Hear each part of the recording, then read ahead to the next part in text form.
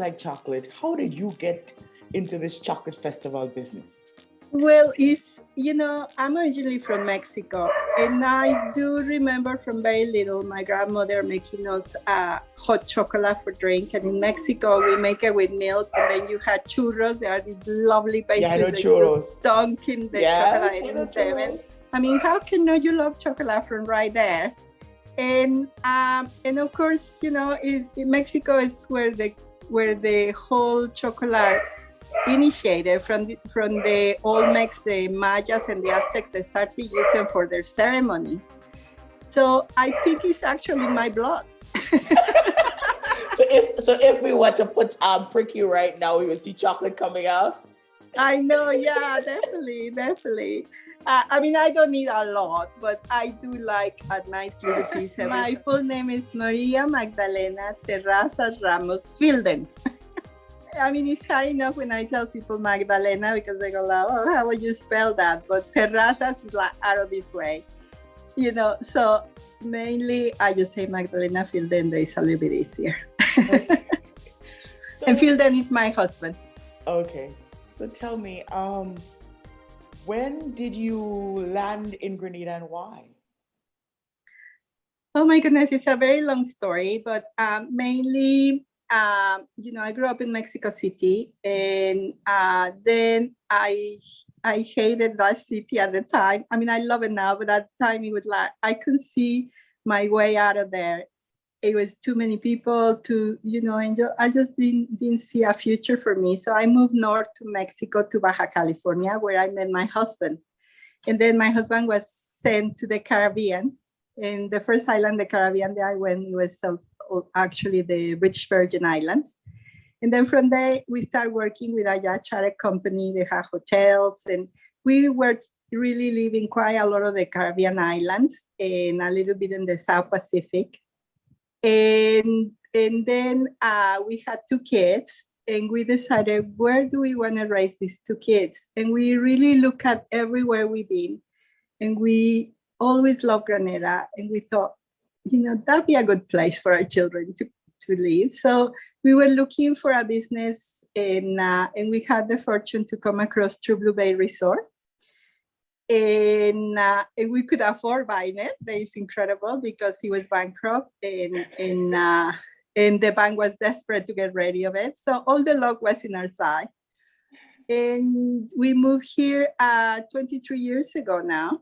Wow. And, our kids were Marie and Renata. Marie was 6, Renata was 3. Now Marie is our hotel manager, and Renata is doing our marketing. And they grew very happy in Grenada, went to university here, went to university outside the country, and they back. So yeah, we've been here 23 years. What did you do in Mexico City? You said you couldn't see your way out there, so you had to. Yeah, well, I graduated as an architect. Okay. And when I finished school, I realized that architect was okay, but I love urban planning and urban designing, and working more with the human aspect of the community. So we opened a business, some friends and a professor, and we had a urban planning office, but we could only really work for the government mostly at that time, because they were the ones that were doing all these studies, so like how the cities were going to grow and what infrastructure they need. So it was, we were there having a lot of fun, and I thought, oh my God, I just love this. And then in Mexico, we change presidents every 6 years. Okay. So we changed the president, and everything just collapsed. And then trying to restart everything because the new president has new ideas, it was just like exhausting. And I thought, I just don't want to do this every year, apart from the city being so big and just like the pollution at the time too, it was not a great thing. So like I said, I moved to Baja California where it was nobody. I met a guy that had a boat, and we lived in a boat for 5 years, really not seeing many people. That was really great. I love it. So you like living on a boat as compared to living on land? not now, but at the time it was new for me because Okay. I never really, I mean, I always loved the sea and I had dreams to live by the sea all my life.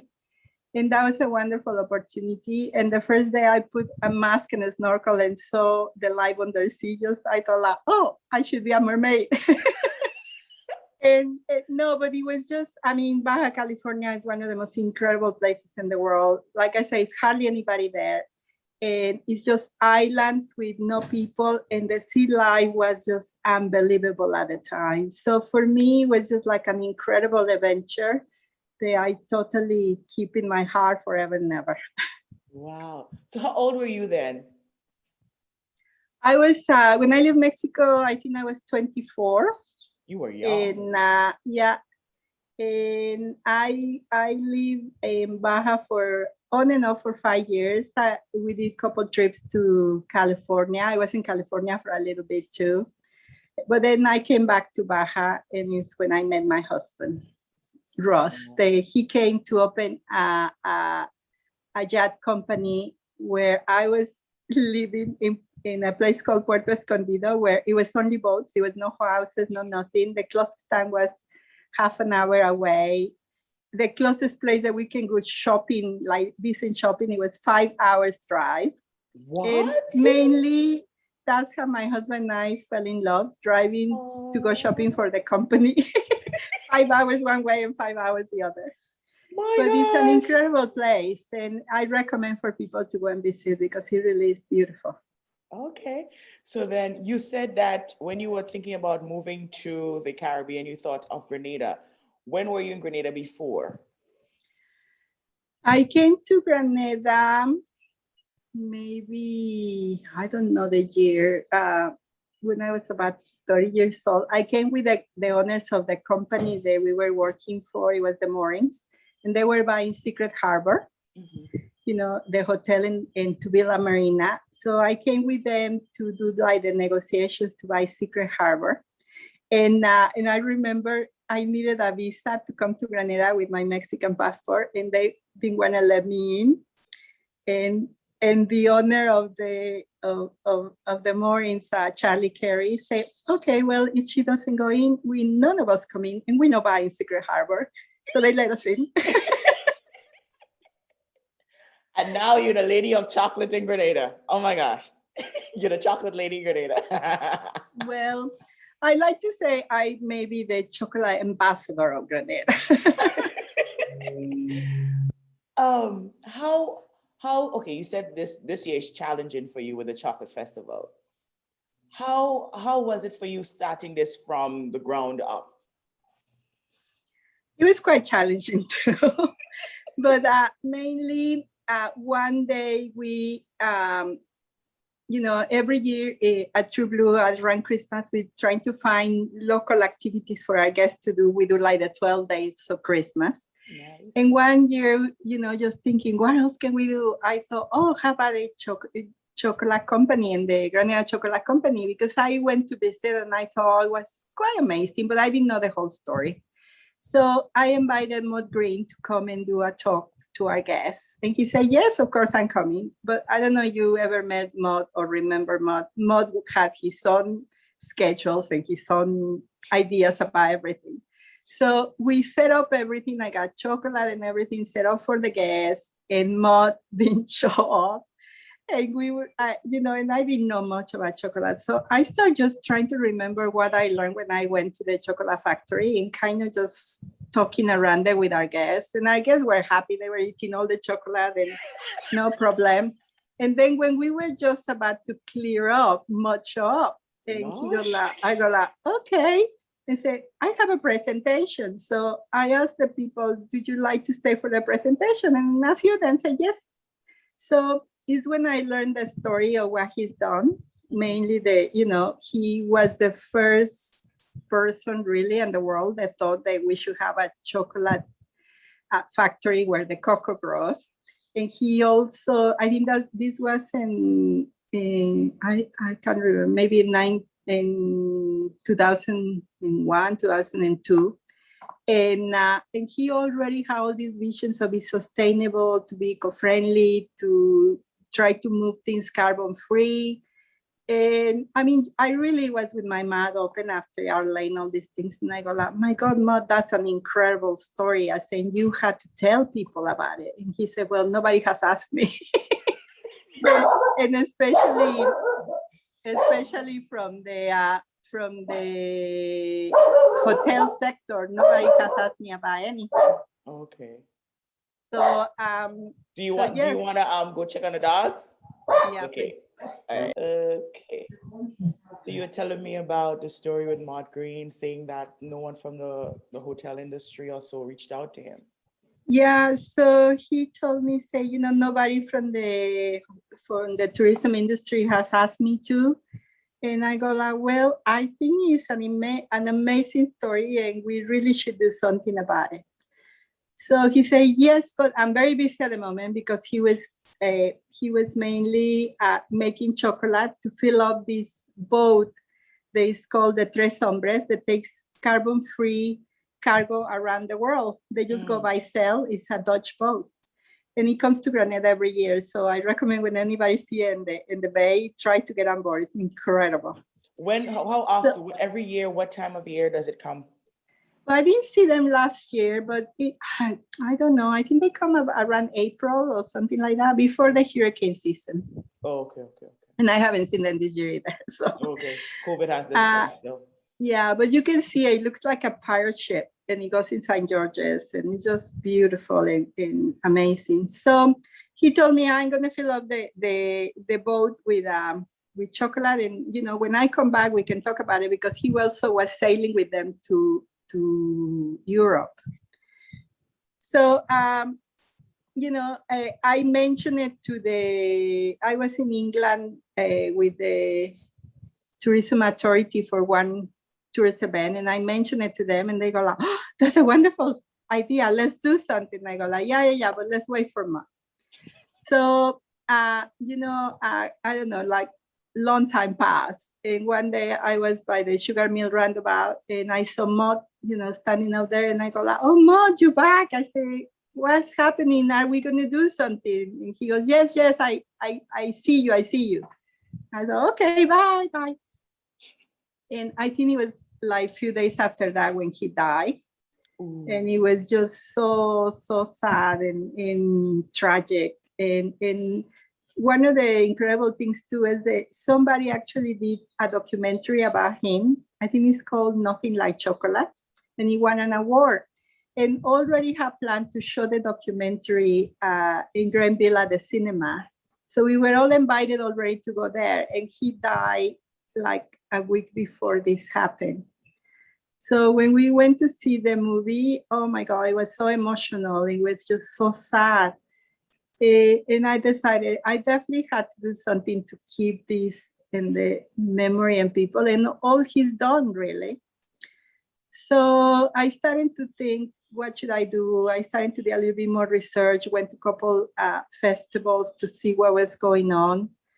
And I realized that most of the festivals had just people selling chocolate, but really not much about the story behind, like who were the farmers, how the cocoa grow, and all of that. So I decided maybe that's what we should do. Maybe we should just showcase the back of the festival, and like people meet the farmers, people go and work in the farms, people can see the cocoa grow, people can do all these things. So I organized the first festival, just kind of not with much knowledge, but a lot of heart. And, I'm also the honorary consul of Mexico for Grenada. And I asked Mexico if they could help me, and they sent a chocolatier and send me to a couple places so I can learn more. And we did the first festival. And it only came a few people, I think even less than what we're going to have this year. But some chocolatiers came, and I just couldn't believe their faces when they saw a plantation, when they saw the cocoa, when they met the farmers. They really went crazy. And I thought, isn't it amazing that all these people have been doing chocolate all their lives and they don't know all of this already? I mean, for me, it was like, how that happened? And those few people went and told other people, and mainly in England, everybody not everybody, but a lot of the chocolatiers start going like, oh, Grenada, yeah, we know the story. So I think the following year, I went to the Chocolate Week in London, and I truly learned more about how everybody respected mud green so much and how everybody knew about the quality of the Grenada cocoa. Not everybody, but most of the good chocolatiers. And I thought, wow, this is incredible. So that encouraged me to keep going and try to do something also with almost no budget. But that's the nice thing about doing something sustainable sometimes. I just really ask a lot of the people if they wanted to participate, and they say yes. And I say, I'm not sure we're going to make any money out of this or anything. They say, doesn't matter. Most people say it doesn't matter, or they say, well, at least pay me something. But, that's how we started, really, with everybody's cooperation.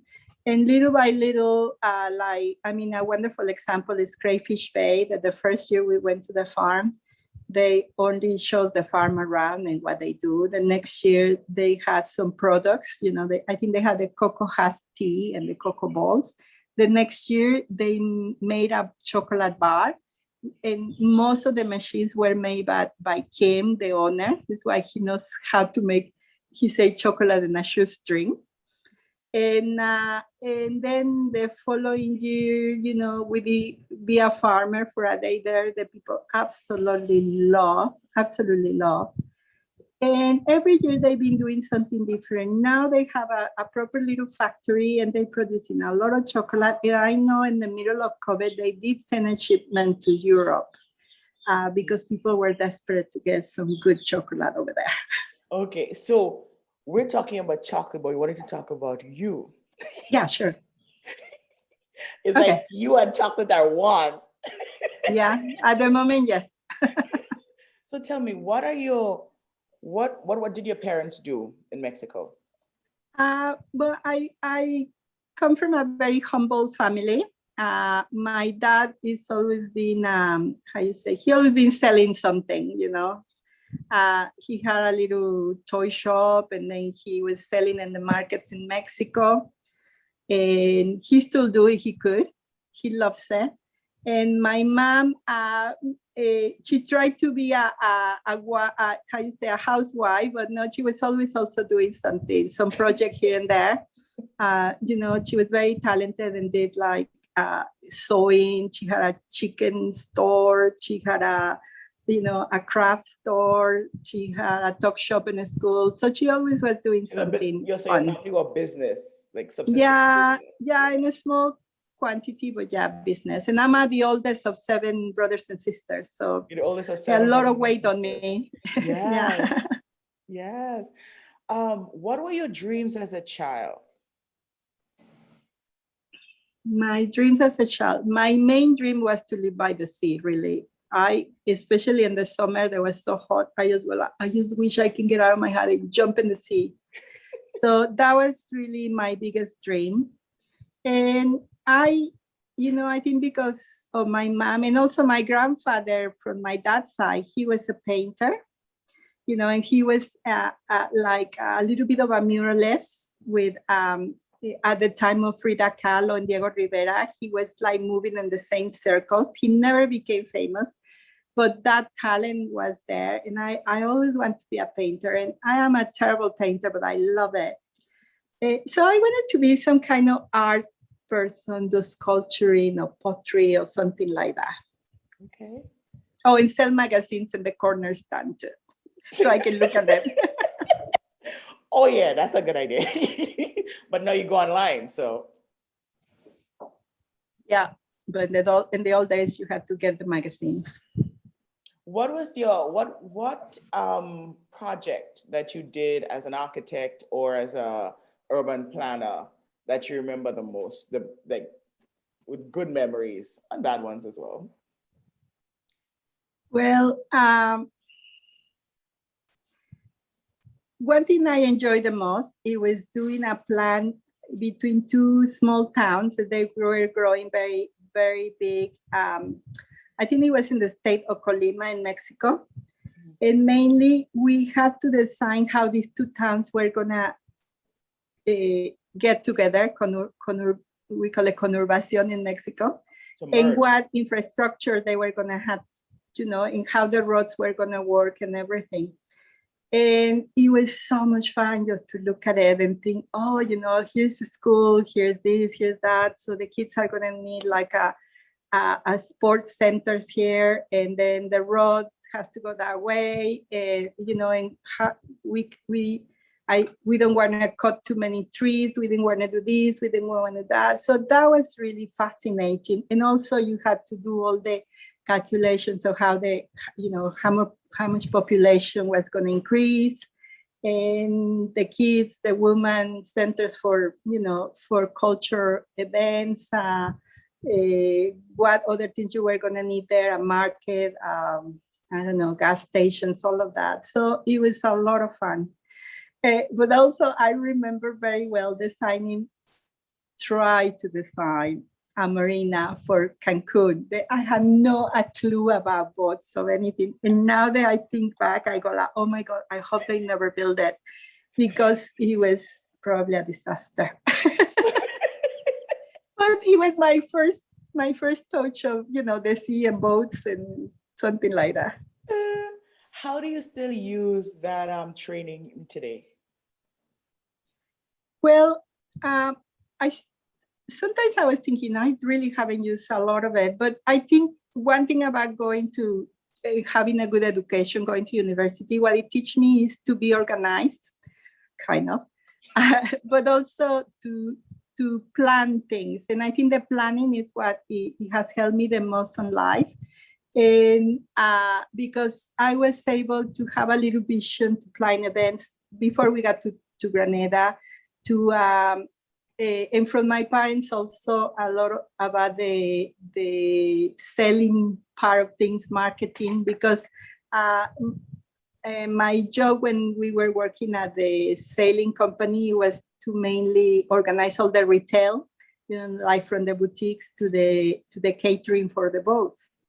And I think I use my planning skills to do that. And then when we bought True Blue Bay Resort, definitely the architect came out.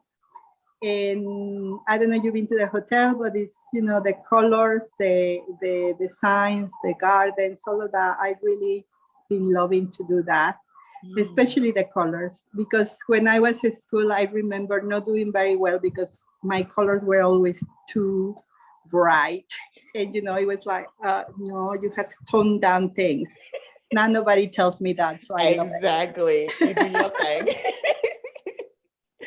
What is your favorite food? What is that food that you could have for breakfast, lunch, dinner, snack besides chocolate?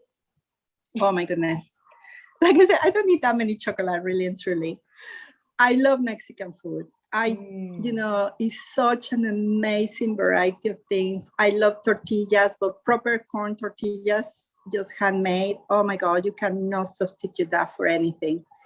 And anything that you can put in a tortilla, I love. So I think it's still my favorite food is Mexican, but I have learned to love some of the Caribbean dishes. I love the curries, the rotis, the similar wrap, like a burrito, like anything that's wrap, yeah. It's a bit like like my husband called them they like the Caribbean tacos. So yeah, but I love and now actually since COVID I rediscovered my kitchen, so I've been doing a lot of cooking that I enjoy, truly making lots of callaloo soup, pumpkin soup, nice. and trying to use a lot of the local ingredients to make nice healthy food. Nice. What would you, from your life experience, what would you share with a young person growing up now? An 18-year. Ooh, so many things. But anyway, I think the most important thing is to try to educate yourself. I think when we are young, And like when I came out of high school, I really had no idea what I wanted to be. And I just went around looking everywhere. And one of my teachers told me, why don't you study architecture? And I go like, oh yeah, I never thought about that. I will do it, you know? But I don't think it's about what you're gonna be for the rest of your life. It's about what skills you can create at that time or learn for wherever the world is going to throw you in the future.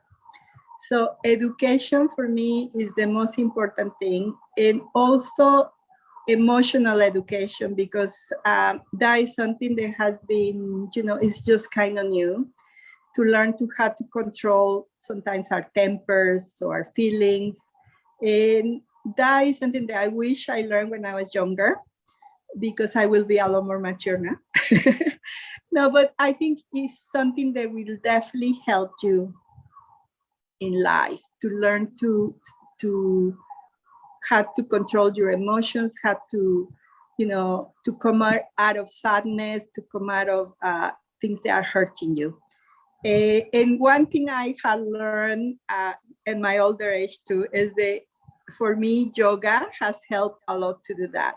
And I keep telling my children, but they don't listen to me. I say, start doing yoga from a very, very early age, because it's not about, exercising and doing all these poses. It's about keeping healthy and keeping your mind and body, but your body moving and your mind in a good place. So yeah, education, yoga, eat healthy, and emotional intelligence. What would you like to say to farmers, cocoa farmers out there in Grenada, and the people who don't seem to be aware of what they have in the country, the product? Well, I understand that,